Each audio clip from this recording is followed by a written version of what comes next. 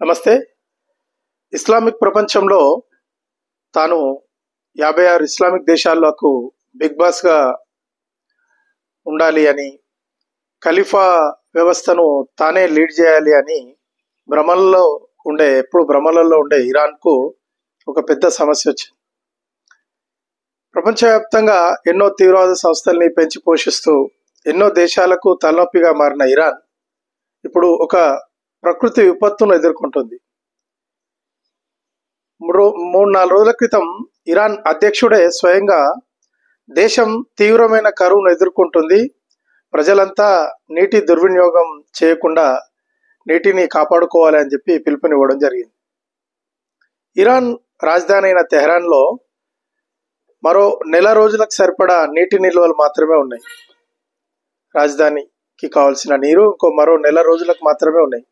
ఈ నెల రోజుల్లో ఎటువంటి వర్షం పడకపోతే మాత్రం ఇంకా రాజధాని ప్రజలకు నీరు ఎటువంటి మార్గాల్లో కూడా వచ్చే పరిస్థితి లేదు.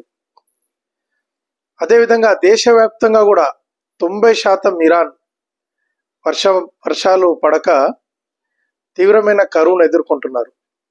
ముఖ్యంగా వీళ్ళు వాళ్ళ వ్యవసాయ పద్ధతులు మార్చుకోక తప్పుడు విధానాల ద్వారా ఎక్కువ నీటిని వినియోగించడం ద్వారా వీళ్ళు నీటి వృధాన్ని చేస్తున్నారని వివిధ రిపోర్ట్లు చెప్తున్నా కూడా ప్రజలు పెడచెవిన పెట్టి అవే పద్ధతులు పాటించడం వల్ల ఈరోజు ఇరాన్కి దుర్గతి పట్టింది.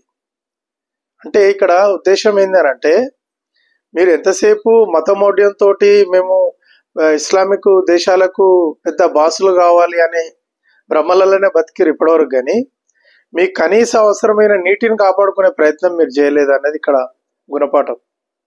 మరి అటువంటి ఇరాన్ తాను కనీసం ప్రజలకు నీటిని అందించే దేశంగానన్నా నిలబడుతుందా లేదా, దానికి కాలమే సమాధానం చెప్తుంది.